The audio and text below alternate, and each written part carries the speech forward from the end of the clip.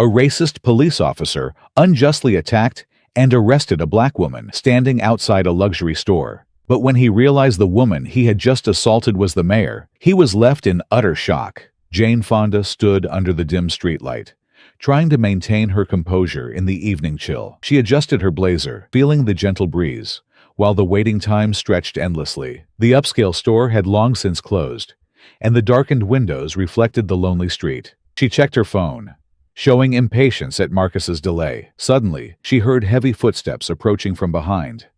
A white police officer, hand resting on his belt, came with a suspicious demeanor. "Hey, what are you doing here?" he asked. Jane tried to stay calm. "I'm waiting for someone." The officer showed no signs of easing his suspicion and continued, "Waiting for someone? Out here at this hour?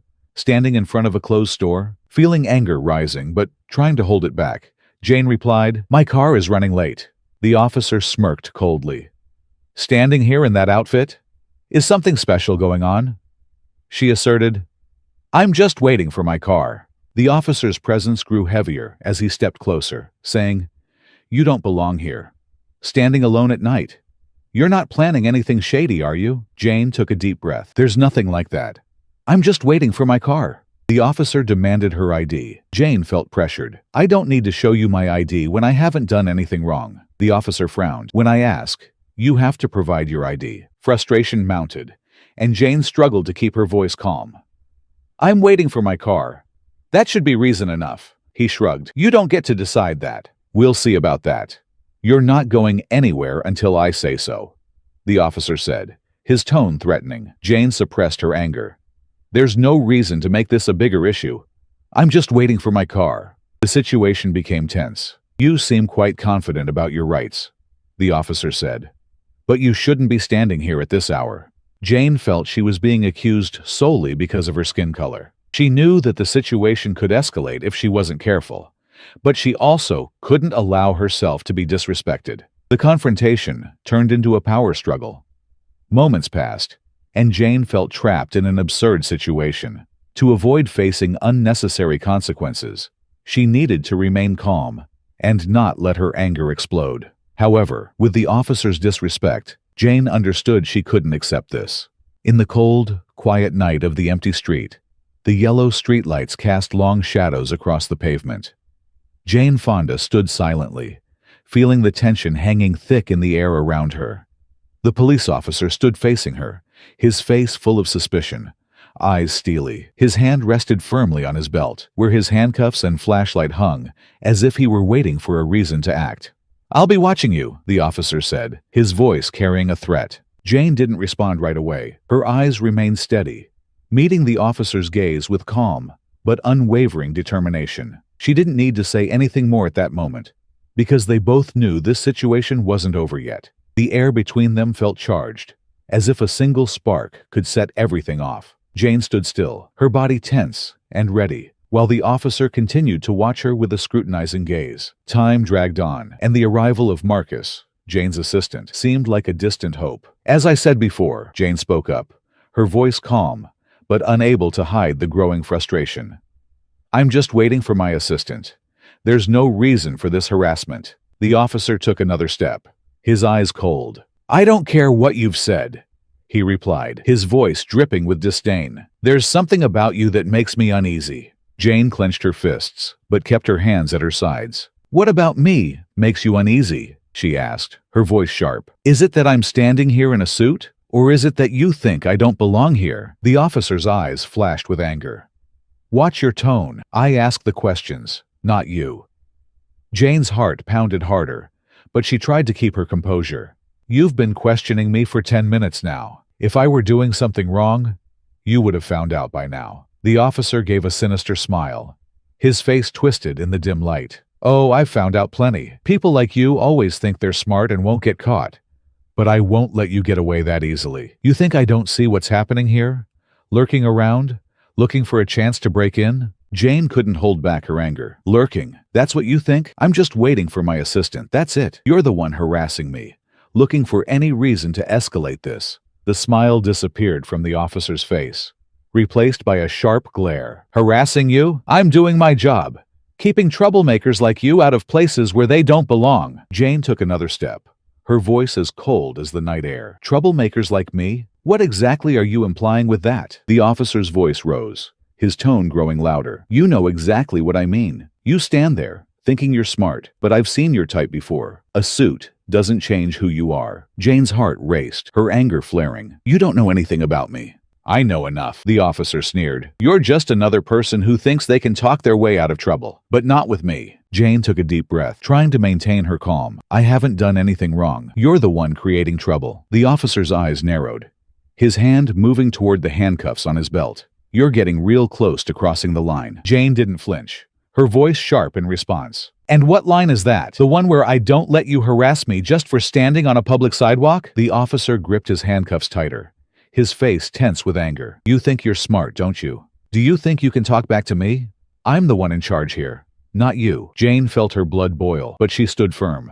"Power doesn't give you the right to treat people unfairly." The officer stepped closer, now only a few centimeters from Jane. "I don't need a reason if I feel threatened.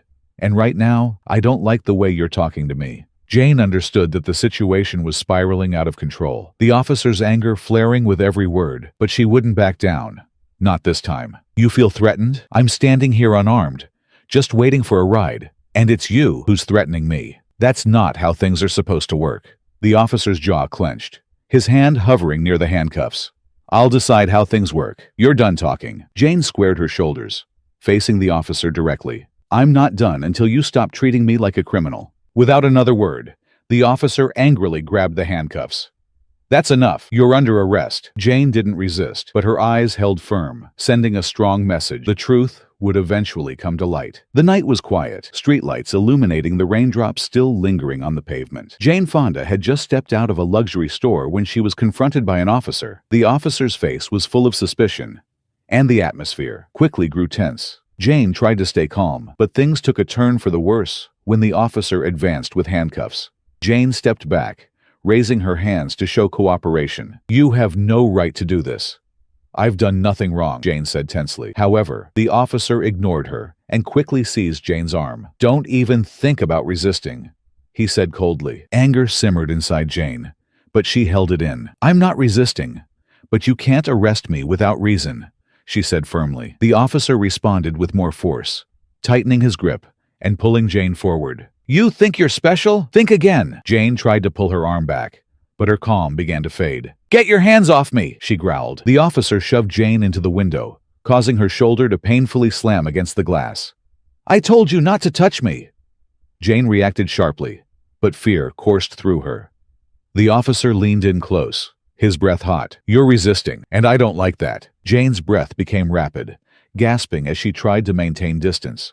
"I'm not resisting. You're the one making this worse." But the officer's eyes only showed defiance, his fingers tightening as he shoved Jane into the window again. "Enough. I'm out of patience with you." Before Jane could respond, the officer threw a hard punch to her jaw, the impact like thunder, leaving Jane stunned. She stumbled back, her head slamming against the glass, and for a moment the world around her seemed to spin, images blurring. Jane struggled to regain her balance, raising a hand to her face to ease the pain. A sharp ache radiated from her jaw down her neck, each throb echoing in her mind. The officer stared at Jane, a cold smile forming on his lips. "You just love causing trouble," he said, his voice low and triumphant. He grabbed Jane again, slamming her face first into the window, pressing her down as if to emphasize his power. "Now you're going to learn your lesson." Jane groaned as her chest was forced against the cold glass, feeling the pain from her arm twisted behind her back.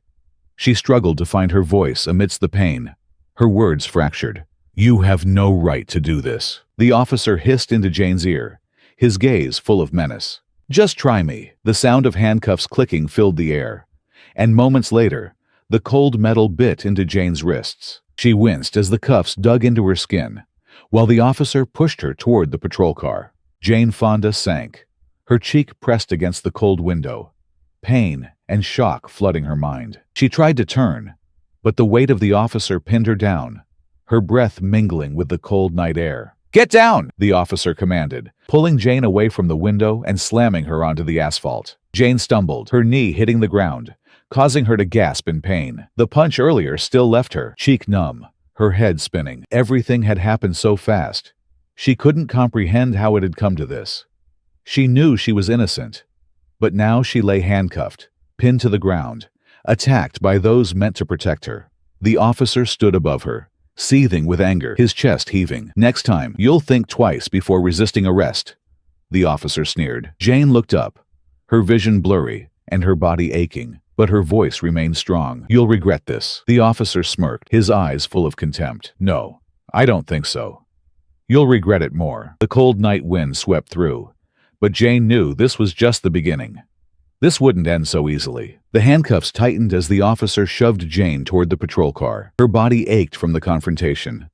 But beneath the pain and rising anger, a strange calm settled over her. Jane knew something the officer didn't, and it was the key to this situation. The officer, still wearing his smug expression, yanked open the back door with a rough gesture. "Get in the car. I warned you not to resist." But Jane didn't rush. She took a deep breath, stood tall, and with a slight smirk, she said, "Before you throw me in, why don't you check my ID first?" The officer paused, his hand still on the open car door, eyebrows furrowing in confusion. "What the hell are you talking about?" Jane kept that same smile, now tinged with a hint of confidence. "You heard me. Check my ID. My wallet is in my coat pocket." The officer hesitated, suspicion flashing across his eyes as if wondering whether this was a trap. "You had your chance to show ID. Now you want to cooperate?" Jane met his gaze steadily, her voice calm, but her confidence growing. "Check it. You'll want to know who you just handcuffed before the situation gets worse for you." The officer's confidence wavered, but he still tried to maintain authority.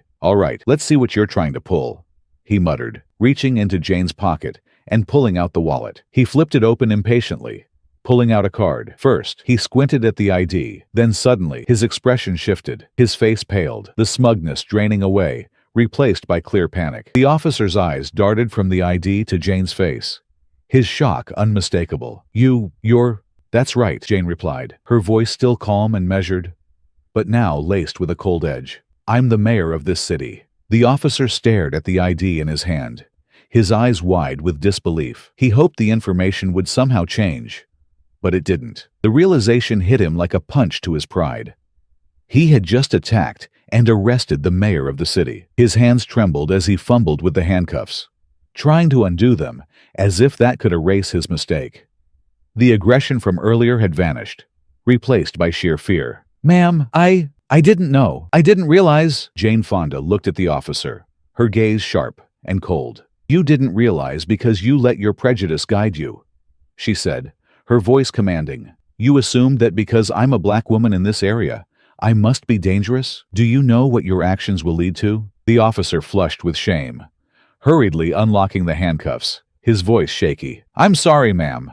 I didn't mean..." Jane cut him off, her tone harsh. "Didn't mean? You didn't mean to punch me. You didn't mean to use force and shove me into a patrol car like a criminal. No, you acted on the instincts you've nurtured for years. That's what you did." The officer searched for words, stammering. "Ma'am, I thought you were a threat. Jane took another step forward, her eyes never leaving the officer who was now backing away. "You thought? That's the problem. You didn't think. You saw and decided. And now you're facing the consequences of your actions." The officer stood frozen, his eyes wide with fear. "I'm sorry. I truly didn't mean for it to go this far." Jane tilted her head, her voice dropping, but with an unyielding firmness. "You didn't mean for it to go this far? That's exactly what happens when you let your bias control you. You're supposed to protect and serve, but instead you abused your power to attack those you see as different." The officer took a deep breath, trying to hold himself together, but his entire demeanor radiated panic. "I made a mistake." Jane shook her head, her voice sharp as a blade. "A mistake? Do you think an apology is enough? Do you think calling it a mistake will make me forgive you?" The officer lowered his gaze, unable to meet Jane's eyes, realizing there was no way out. Jane watched him for a moment, then sighed and stepped back. "Give me your badge number, right now." The officer, flustered, hurriedly gave his badge number, his voice trembling as he recited each digit. Jane pulled out her phone, carefully noting it down. She gave the officer one last look, her eyes filled with determination and challenge. "You'll be hearing from me," Jane said firmly, leaving no doubt that this incident wouldn't be forgotten. With that, Jane turned and walked away, leaving the officer standing there, trapped in a mix of regret and fear. Jane walked down the street, the dim streetlights casting a thoughtful glow over her figure. She knew this wasn't just an isolated incident. It was a reflection of a larger problem: racism and abuse of power, deeply rooted within the police force. And as Jane continued down the street, she knew that change was coming.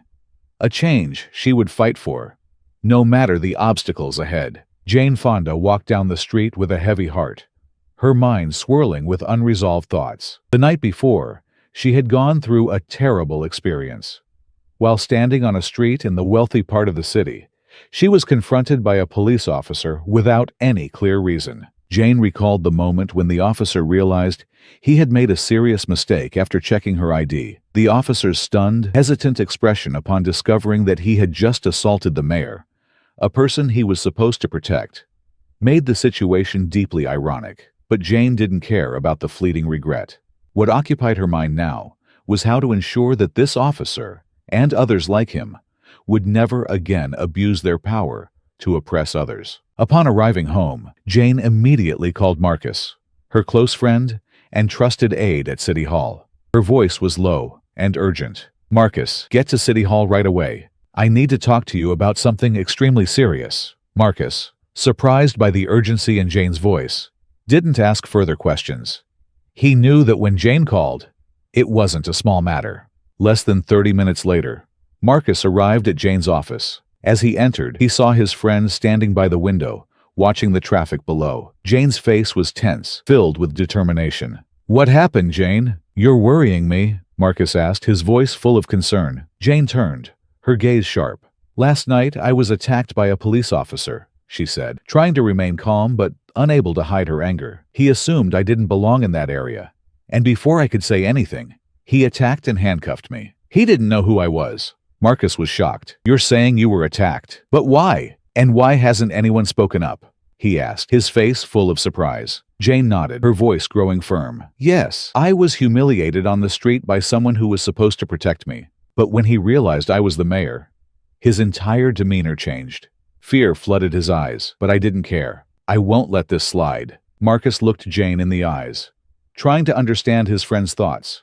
"So, what do we do? What do you want me to do?" Marcus asked, ready to help. Jane looked at Marcus, her eyes reflecting a steely determination. "First, I'm going to file a formal complaint against that officer. We'll make sure he faces the consequences. Then, I want a meeting with the police chief. This isn't just a personal matter.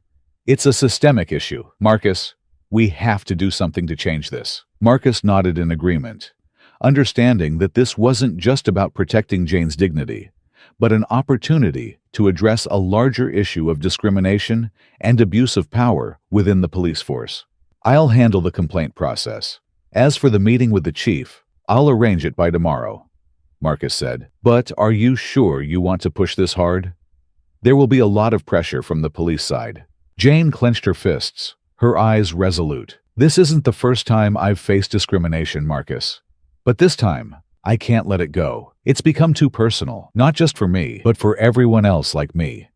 People who don't have the power to protect themselves. If we don't stand up, this will keep happening, over and over again." Marcus could feel the determination in Jane's voice. He stepped closer, placing a hand on Jane's shoulder, his voice full of support. "I'll stand with you, Jane. We'll face whatever resistance they throw at us. I won't let you fight this alone." Jane looked at Marcus, relieved to have such a reliable ally. "Thank you, Marcus. We'll do this the right way, and we won't back down." The next morning, as Jane walked into City Hall, she felt a new strength surge within her. The physical pain from the attack still lingered, but inside, her anger and sense of injustice had transformed into a burning resolve. She walked into her office and saw that Marcus was already prepared with their plan of action. "We've got everything ready. The meeting with the police chief is scheduled for this afternoon. I've also submitted the complaint to their office," Marcus reported quickly. Jane nodded, taking a deep breath. "It's time to act. Marcus, this time, we won't just change one person, but an entire system." The two exchanged a glance, fully aware that what they were about to do went beyond addressing a single incident. This was a bigger battle, an effort to fundamentally change the way the police system operated. Jane stepped out of the room, the weight on her shoulders now transformed into an indescribable strength. She knew that the road ahead would be challenging, But this time, she wouldn't walk it alone. The next morning, Jane Fonda walked into the police headquarters with a determined stride, though her jaw still ached from the punch the previous night. The early sunlight filtered through the glass doors, casting long shadows across the cold tiles. Marcus followed closely, his face mirroring the same resolve. They walked straight to the reception desk, where a busy officer was sorting through paperwork. He looked up and immediately recognized Jane. "I need to see Chief Donald," Jane said, her voice calm but firm. The officer hesitated, his eyes flickering to the bruise on Jane's jaw. Yes, ma'am. I'll inform him right away." He quickly picked up the phone, relaying the message to the chief's office. A few moments later, Chief Donald emerged from the back office. He was a tall man in his 50s, with silver-streaked hair and an air of authority. When his eyes landed on Jane's bruised face, his brow furrowed, his expression growing tense. "Ms. Fonda," Donald said, extending his hand politely, but Jane didn't reciprocate. "Please, come into my office. We need to discuss last night's events." Without waiting for a response, Donald turned and led both Jane and Marcus down a long hallway, his steps heavy with authority. They entered Donald's office, and the door closed behind them, creating an oppressive atmosphere. Donald gestured for Jane and Marcus to sit in the chairs opposite his desk, but Jane remained standing, her eyes fixed on the chief.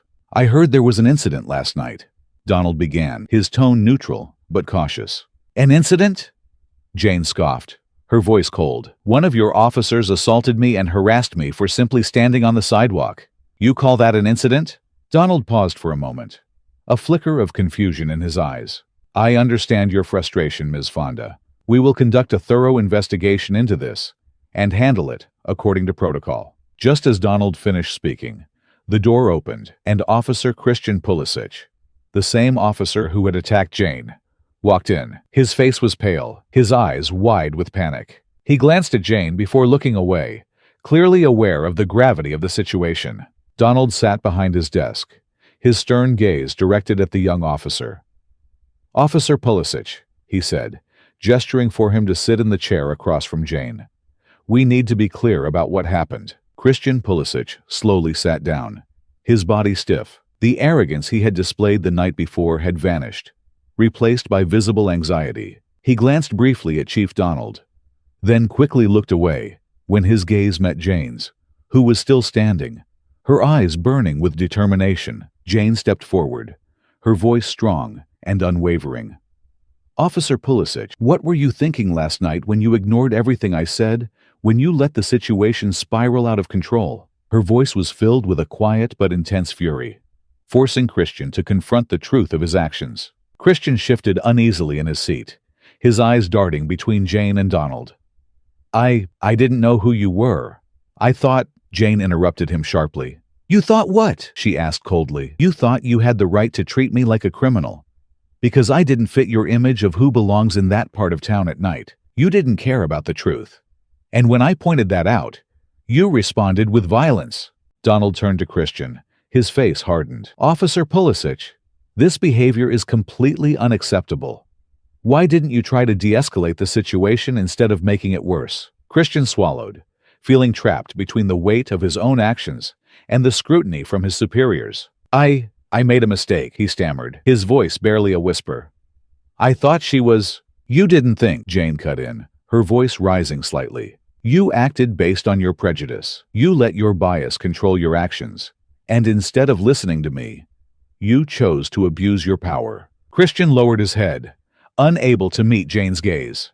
"I'm sorry," he muttered, his voice fading with shame. Jane's demeanor remained firm and unrelenting. "Your apology doesn't change what happened," she said sharply. "This isn't just about me. You betrayed your oath to serve and protect. What you did last night wasn't just an attack on me. It was an attack on every person who has ever been treated unfairly by someone in your position." Donald nodded, his tone stern. "Officer Pulisic, your actions have crossed a line. You will be suspended immediately, pending a full investigation. There are consequences for this, and they will be serious." Christian's face fell as he realized the gravity of his situation. He started to speak, but Donald's cold stare silenced him. He glanced at Jane, his face filled with regret. But there was no undoing what had been done. Jane turned to Chief Donald, her tone sharp, yet calm. This isn't just about one officer, Chief. There is a culture in your department that allows things like this to happen. It's a culture of prejudice, a culture that doesn't see people like me as equals. This needs to change, and it needs to happen now. Chief Donald's face tightened momentarily, but he nodded, acknowledging the truth in Jane's words. You're right. There are systemic issues that need to be addressed. I will take immediate action to review our department's practices. Jane crossed her arms, her expression unwavering. Immediate action isn't enough. This incident will not be swept under the rug. I expect a public, transparent investigation. The people of this city need to know that their police force is being held accountable. Donald hesitated for a moment, but then nodded again. We will ensure that happens. Jane stepped closer to Donald's desk, her voice lowering but filled with resolve. This isn't just an incident, Chief. This is an opportunity to make real changes. If this department doesn't start taking responsibility for its actions, I will make sure the public knows exactly what's happening behind closed doors. The tension in the room was palpable. After a long pause, Donald finally spoke, his voice quieter, but no less serious. I understand. Jane turned to look at Christian one last time, her voice steady but firm. You thought you could get away with what you did because you believed you had power, but you've learned today that power doesn't mean you're above accountability. Christian remained silent, not daring to look up at Jane. The regret and fear on his face said it all. Things had gone too far to be fixed with apologies. Without another word, Jane turned and walked out of the office, with Marcus following closely behind. The air outside felt lighter, but Jane knew the fight for justice and reform had only just begun. This was far from over, but she was ready for the battles ahead. As Jane Fonda and Marcus stepped outside the police headquarters, the crisp morning air hit them. Jane's jaw still throbbed from the assault, but her mind was already focused on the next steps. She knew this was just the beginning of a long and difficult process. The battle for justice wasn't going to be won in a single day, and she was prepared for that. Marcus, walking beside her, broke the silence. Jane, we need to be strategic about how we handle this. The police department won't take this lightly. They'll try to deflect, minimize what happened. Jane nodded. I know, but I won't let them hide behind internal investigations or bureaucracy. This has to be public. People need to see that this is more than just one officer. It's about the whole system. As they arrived at City Hall, Jane's phone buzzed. It was a message from a local reporter, asking for a comment on the incident. The news was already starting to spread. Jane turned to Marcus, her expression serious. We need to get ahead of this story. Schedule a press conference for this afternoon. I'm not letting them control the narrative. Marcus nodded. I'll make the arrangements. This could get messy, but if we frame it right, we can bring public attention to the larger issue. Jane's gaze hardened. Good. We need the public on our side. This isn't just my fight. It's a fight for everyone who's been mistreated by a system that protects those in power. That afternoon, a crowd of reporters gathered outside City Hall, waiting for Jane's announcement. Marcus stood beside her, ready for this important moment. When Jane stepped up to the podium, her face was calm but resolute. She began, Last night, I was attacked and harassed by a member of our city's police force. I was simply standing on a public sidewalk, but an officer chose to treat me like a criminal because of my appearance. The crowd listened attentively, and Jane continued, her voice growing stronger. This incident reflects a larger issue, bias that exists within our police force. That officer did not see me as a human being entitled to presence. She paused, letting her words sink into the minds of the listeners. I call for a public, thorough investigation and real reforms in the police force. The reporters began shouting questions, but Jane raised her hand to stop them. This is not just my fight. This is the fight of everyone in this city.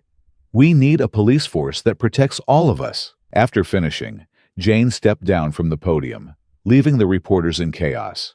Back in the office, Marcus praised her, but Jane remained serious, realizing this was only the beginning of the challenges ahead. She knew that if they didn't push for change now, this would continue to happen to those without the power to speak up. In the following days, Jane's story exploded, attracting the attention of the media and the public. Many called for police reform, organizing protests to demand transparency and accountability. Public pressure intensified, turning the city into the focal point of the national discussion about police brutality and systemic racism. However, the police union was not sitting idle. They defended the officer, claiming he was merely following procedures, and accused Jane of exploiting the situation for political gain. One morning, Marcus anxiously informed Jane about the strong counterattack from the union. Jane asserted, "I'm not against the police.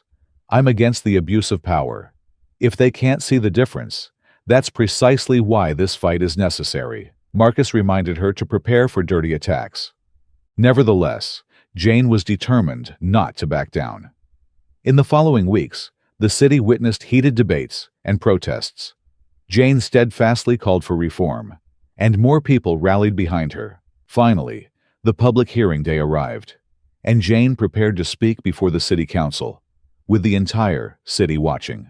She stepped into the council chamber, the eyes of the city upon her. As she took her seat at the front of the room, she glanced around at the faces of the council members, the media, and the community leaders who had come to support her. The atmosphere was tense, but Jane was calm. When it was her turn to speak, she rose from her seat, her voice steady but filled with passion. "Members of the council, today I am not just speaking as the mayor. I am speaking as a person who has been directly affected by the systemic issues in our police force. What happened to me could have happened to anyone, and it has happened to countless others who didn't have the power to fight back," she continued, her voice growing stronger with each word. "We need real reforms, reforms that ensure accountability, transparency, and justice. The people of this city deserve better. We cannot allow those sworn to protect us to continue abusing their power. We need a police force that serves all of us, not just a select few." As Jane spoke, the room was silent. The weight of her words hung in the air, undeniable and powerful. When she finished, the chamber erupted into applause, the public's support clear and overwhelming. The hearing was just the beginning, but Jane realized that the tide had shifted. With public support and a clear mission, she sparked a powerful movement. Though the road ahead would be challenging, Jane Fonda was ready. After the hearing, the momentum for reform continued to spread. Her inspiring speech echoed everywhere, sparking discussions from affluent neighborhoods to struggling communities. Protests demanding police reform grew more intense, calling for transparency and accountability from the force. However, Jane understood the difficulties that lay ahead. The police union would not easily accept change. Behind closed doors, they organized a counterattack, rallying support from within and trying to turn public opinion against her. The battle lines were now clearer than ever. One afternoon, Marcus came into Jane's office, his face serious. "Jane, we've received word that the union is preparing a major pushback. They're holding a press conference tomorrow, claiming that your reforms will put public safety at risk. They're going all out to undermine you." Jane wasn't surprised. "Let them try. This isn't about safety. It's about protecting their interests. We're not backing down." Marcus nodded, but looked worried. "The union is powerful, Jane. They have influence, and they'll play dirty if they need to. We need to be prepared for anything." Jane's gaze hardened. "I know, but we have something more powerful on our side. The truth. The public has seen what's going on, and they're tired of it. We'll keep pushing forward." The following day, the police union held a press conference, defending the integrity of the force and criticizing Jane's proposed reforms as a threat to public safety. They argued that increased oversight and accountability would weaken officers' ability to perform and lead to a rise in crime. Media coverage reflected the city's division. Some outlets sided with the union, emphasizing the need to protect law and order, while others supported Jane's call for reform. Jane and Marcus held an emergency meeting with their strategy team to respond to the union's strong opposition. Marcus warned that the union was framing the situation as an us versus them narrative, aiming to pit them against law enforcement to stoke fear. Jane emphasized that the reforms were not an attack on the police, but on corruption and abuse of power. A team advisor suggested focusing on community engagement, highlighting the support from neighborhood groups and local leaders. Jane agreed, determined to organize more public meetings to involve citizens in the reform process. In the following weeks, Jane and her team worked tirelessly, holding community meetings across various neighborhoods. Citizens shared their experiences with law enforcement, with many expressing fear and distrust. Others voiced hope that Jane's reforms could bring about the change they had long awaited. Each story strengthened Jane's resolve. "This is why we can't back down," she told Marcus after an emotional meeting. Meanwhile, the police union intensified its campaign against the reforms. They launched TV ads warning of rising crime if the changes were implemented, and used their political influence to pressure city council members to withdraw support for the reform package. However, Jane wasn't without allies. Several council members, community leaders, and even former police officers publicly backed her cause. Media coverage began shifting, focusing on broader issues such as systemic racism and abuse of power within the police force, further fueling public demands for change. Jane knew this battle wasn't hers alone. It belonged to everyone who believed in justice and fairness. Through it all, Jane remained committed to ensuring that the police force served all citizens equitably. She understood that amplifying the voices of the community was key to achieving meaningful reform. As opposition from the police union grew, so did the movement, proving that this fight was about more than one person. It was about everyone's right to justice. Then, the day came when the city council would vote on Jane's reform package. The atmosphere was electric, with citizens gathering outside City Hall, holding signs that read, "Justice for all," and "Accountability now." The tension was palpable, as everyone knew the stakes of the vote. Inside the council chamber, Jane sat with Marcus, her heart pounding. She had done everything she could to prepare for this moment, but the outcome was still uncertain. The police union had put immense pressure on the council, and the vote would be close. As the council members began casting their votes, the chamber was silent, except for the ticking of the clock. One by one, the votes were read aloud, and the numbers were tight. Jane's hands clenched the arms of her chair, her eyes fixed on the council members as each vote was counted.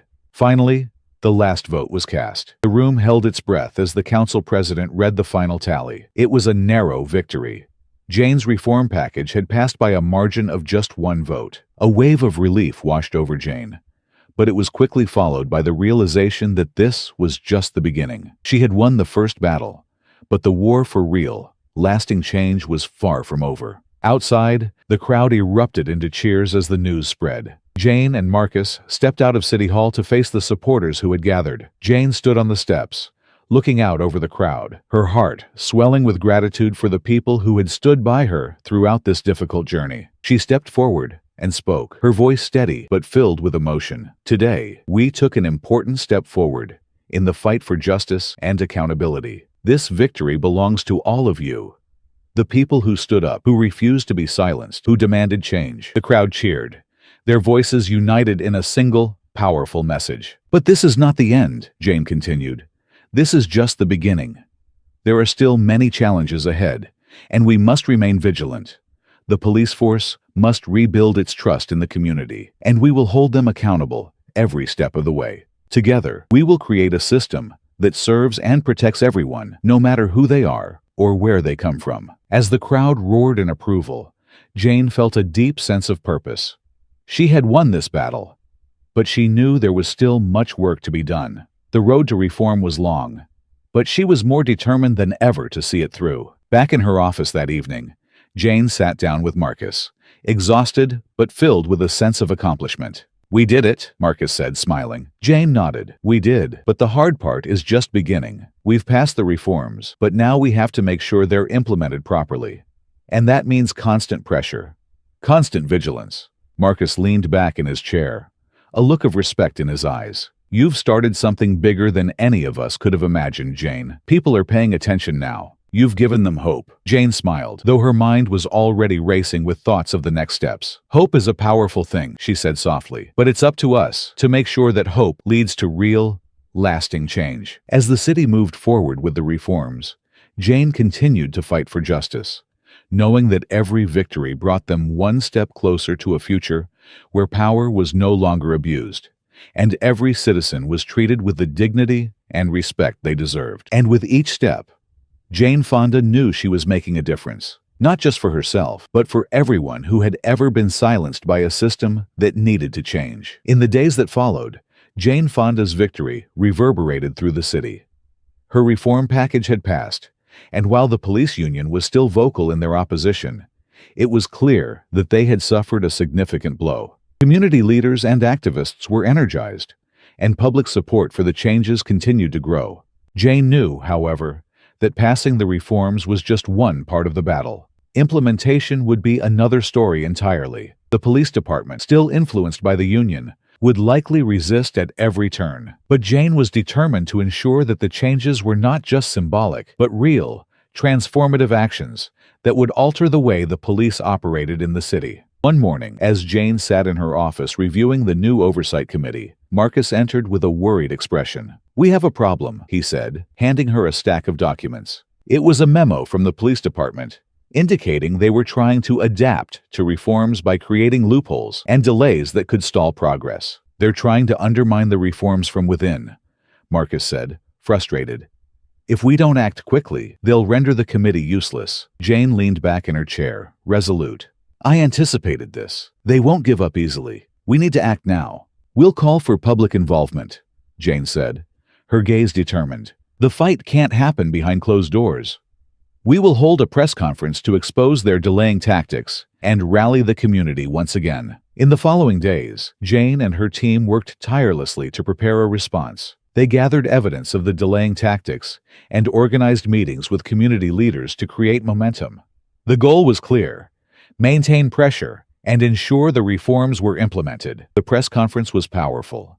Jane stood at the podium alongside community leaders and activists. She began, "We have fought for these reforms because the people of this city deserve to see accountability from those who protect them. But it is clear that some elements within the police department are not interested in being held accountable." She paused to let the message resonate before continuing. "We demand transparency in the implementation of these reforms, and we will not allow any backroom deals to undermine the will of the people." Reporters immediately began to ask questions, but Jane kept her focus. The message was clear: the public needed to remain engaged, and the city required oversight of the police department. In the following days, media pressure intensified. Articles exposed the police department's efforts to obstruct the oversight process. Activists called for vigilance and urged the community to attend public meetings. Jane recognized that the growing pressure was precisely what was needed to maintain momentum. Meanwhile, tensions within the police department also heightened. Officers who had previously been indifferent now felt the weight of public scrutiny. The oversight committee was gradually taking shape, and its presence loomed throughout the department. The union continued to resist, but their solidarity began to crack. One day, Marcus burst into the office with an excited expression. "I think we have a breakthrough," he said. "An officer is willing to speak out about the internal resistance to the reforms." Jane's eyes lit up. If a few officers publicly support this, it could completely change the situation. Marcus agreed that it was risky for the officer, but if they could protect his identity until he was ready to go public, it could provide additional leverage. Jane smiled for the first time in days. "Set up a meeting with him. I want to hear what he has to say." The secret meeting with veteran police officer Rodriguez took place in a tense atmosphere. He shared, "I've served for 15 years and have seen many good officers leave because they can't stand the current management. The police department needs change, but the union has too much power.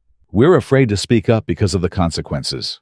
Jane listened attentively and replied, "Thank you for daring to speak out. We can protect you, but we need your help to build a case. If more officers support us, the union will find it harder to suppress the truth." Rodriguez agreed, and in the following weeks, they gathered testimonies from other officers who also supported reform but feared retaliation. Gradually, they built a network of allies within the department. With new information, Jane's team launched a public campaign highlighting the voices of those supporting reform. Anonymous quotes from Rodriguez and his colleagues appeared in the media, painting a picture of a police force divided between those wanting progress and those clinging to the old ways. The public response was strong. People began to realize that not all police officers opposed reform, and that many within the force wanted to rebuild trust with the community. Putting pressure on the union. One evening, as Jane and Marcus sat in the office going over their strategy, Marcus smiled and said, "I think we've turned the tide. This feels different now." Jane nodded, her expression thoughtful. "It does, but we can't let up. We have to keep pushing until these reforms are fully in place, and the culture inside the department begins to change for real." As the months passed, the Oversight Committee became fully operational, and officers like Rodriguez continued to provide valuable insight into the inner workings of the police department. Slowly but surely, the reforms began to take hold. The union's influence waned, and more officers came forward, eager to see a department that truly served the people. The road was long, and there were still challenges ahead, but Jane Fonda had accomplished what many thought impossible. She had not only passed sweeping reforms, but she had also begun to change the very culture of the city's police force. The journey was far from over, but Jane knew that with the support of the people and the growing momentum for justice, lasting change was finally within reach. As she looked out over the city one evening, the lights flickering in the distance, Jane felt a deep sense of hope. The fight had been hard, but it was worth it. And as long as people were willing to stand up and demand accountability, there would always be a path forward toward a better future. In the following months, under Jane Fonda's leadership, the city saw significant improvements. The Oversight Committee began conducting regular reviews of police conduct, leading to a substantial reduction in concealed complaints. Officers like Rodriguez, who previously feared retaliation, now felt empowered to speak out. A new sense of accountability was established, holding violating officers legally responsible. While the reforms were not perfect, they were gradually proving effective. The community felt their voices were being heard, and trust in local governance began to rebuild. Jane regularly hosted meetings to understand residents' concerns, helping her stay connected with the community. However, opposition forces continued their efforts to obstruct the changes. One day, as Jane was reviewing the committee's report, Marcus, her close associate, handed her a stack of documents.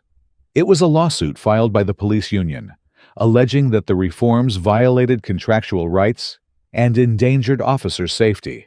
This was the latest attempt to halt the progress Jane had achieved. Jane realized the battle was far from over. The union had hired one of the state's top law firms to strengthen the lawsuit. However, she was determined not to let this derail their efforts. "They lost the public's support, so now they're turning to the courts," Jane said. "But we can't let them slow us down." Marcus stressed the need to prepare a strong legal strategy, warning that if the court sided with the union, all progress could be undone. Jane agreed and added, "We won't just play defense. We'll take this issue to the public. They need to understand that if we lose, it won't just be a defeat for reform. It will be a defeat for justice." In the following weeks, Jane and her team worked tirelessly to prepare for the legal battle. They held press conferences, clearly explaining the risks the lawsuit posed. Public support quickly grew in Jane's favor, as people realized this was not just a political struggle, but a fight for the right to live in a city where everyone is equal under the law. As the case went to court, the city became a battleground. The union's lawyers argued that the reforms infringed on the rights of officers and endangered their ability to do their jobs. But Jane's legal team, led by a brilliant attorney named Linda Brooks, countered that the reforms were necessary to protect the rights of all citizens and ensure that the police were held to the highest standards of accountability. The trial was highly publicized, with every day's proceedings covered in the news. Protesters gathered outside the courthouse, holding signs that read, "Justice for all," and "No more corruption." Inside, the tension was palpable. Both sides knew that the outcome of this case would set a precedent, not just for this city, but for police reform efforts across the country. Throughout the trial, Jane remained calm and composed, but the weight of the situation was undeniable. This was one of the toughest fights of her career, and she knew that the stakes couldn't be higher. If the court ruled in favor of the police union, it could dismantle everything she had fought for. One afternoon, as the trial neared its conclusion, Jane and Marcus sat together in her office, reflecting on the journey they had taken to get here. "We've come so far," Marcus said quietly. "No matter what happens in court, you've changed this city, Jane. You've made people believe in justice again." Jane smiled, but her eyes were tired. "We have changed things, Marcus. But if we lose this case, it could set us back years. We can't afford to let that happen. Marcus nodded, understanding the pressure she was feeling. I know, but win or lose, you've inspired people. They won't forget that. The final day of the trial arrived, and the courtroom was packed with reporters, activists, and concerned citizens. Both sides presented their closing arguments, and then it was time to wait for the judge's decision. The next few days were agonizing. Jane continued her work at City Hall, but the uncertainty weighed heavily on her. She knew that this was out of her hands now. It was up to the court to decide the future of her reforms. Finally, the day came when the ruling was announced. Jane, Marcus, and their team gathered in the courtroom, their hearts pounding as the judge entered. The room was silent as the judge began to read the verdict. After what felt like an eternity, the words Jane had been hoping for were spoken. The court finds in favor of the city. A wave of relief washed over Jane as she realized what it meant. The reforms would continue to be implemented. The police union had lost the legal battle, and the city could move forward with the changes that had already begun reshaping the police department. Outside the courthouse, the crowd cheered with joy. Jane and Marcus stepped out to face the supporters who had gathered, their faces full of happiness and hope. Jane stood on the courthouse steps, looking out at the crowd that had stood by her throughout this long battle. "We did it," Jane said, her voice filled with emotion. "Today, justice has prevailed. But this victory belongs to all of you. You stood up for what was right, and thanks to your courage, our city is one step closer to becoming a place where everyone is treated with dignity and respect." The crowd roared, their voices united in a powerful, celebratory message. But Jane knew this wasn't the end. There was still much work to be done, and the road ahead would not be easy. Yet for the first time in a long while, she felt that real change was within reach. As she stood there, surrounded by the people she had fought to protect, Jane felt a renewed sense of purpose. The police union's lawsuit had been a test of everything she believed in, and she had won. But more importantly, she had shown that when people come together to demand justice, nothing could stop them. That evening at City Hall, Jane and Marcus sat together, reflecting on the journey they had taken. "This feels like a turning point," Marcus said. "We've won the legal battle, and the reforms are starting to take hold." Jane nodded, her eyes filled with determination. "Yes, this is a turning point, but we can't let up. We've seen what happens when those in power aren't held accountable. We have to keep pushing, keep fighting." Marcus smiled. "And we will. You've inspired the whole city, Jane. This is just the beginning." Jane looked out the window, the city lights twinkling in the night. She knew Marcus was right. This was just the beginning. The fight for justice and equality would continue, but she was ready. With the support of the people and a newfound hope, Jane Fonda was prepared to lead her city into a new era, one where accountability, transparency, and justice were not just words, but realities. And as the city began to heal and rebuild, Jane knew that the future was bright. Together, they had proven that real change was possible, and together, they would keep fighting for a better tomorrow. As Jane Fonda sat in her office, gazing out the large windows overlooking the city, her thoughts were filled with both satisfaction and determination. The recent legal victory had been monumental, not just for her, but for the entire city. It was proof that change was possible, even in the face of powerful resistance. Yet, Jane knew that this was just the beginning. The road to meaningful reform was long and filled with challenges ahead. The city had begun to shift. People were more engaged and more aware of the systemic issues that had long plagued the police department. The reforms were starting to take root, and for the first time in years, the community felt hopeful. But Jane also understood that real, lasting change didn't come overnight. The police union's legal battle may have been lost, but their influence remained strong. The culture within the police department still had a long way to go before it could be fully transformed. As she leaned back in her chair, her mind drifted to the stories she had heard during the town halls, stories of everyday citizens who had been mistreated, marginalized, and ignored for too long. Those voices echoed in her mind, fueling her resolve to keep pushing forward. The reforms were a victory for those people, but Jane knew she had to remain vigilant to ensure that their voices continued to be heard. The city's police oversight committee was now fully operational, but Jane had seen how easily bureaucratic systems could be slowed or corrupted. She made it a priority to stay closely involved, regularly meeting with the committee to monitor their progress and ensure transparency. Every officer who violated the trust of the community needed to be held accountable, and Jane would not allow the committee to become complacent. One evening, as the sun set over the skyline, casting a golden hue across her office, Marcus entered with a stack of reports. "We're making progress," Marcus said, his tone cautiously optimistic. "Complaints about police misconduct are being taken seriously, and we've already seen some officers face disciplinary action. It's a start." Jane nodded, glancing over the reports. "It's good news, but we can't stop here. This can't just be about discipline. It has to be about changing the culture. We need to focus on training, on building trust between the police and the community." Marcus agreed. "There's a lot of work to be done, but the fact that people are starting to feel empowered to speak out is a huge step forward. The community is watching, and the pressure is on." Jane smiled slightly. "That's exactly what we need. As long as the public remains engaged, we have a chance to keep this momentum going." Looking out the window, Jane reminded herself that while the road ahead was still long, she was ready to continue leading this effort for change. She had no illusions about the challenges that remained, but she also did not doubt that progress was being made.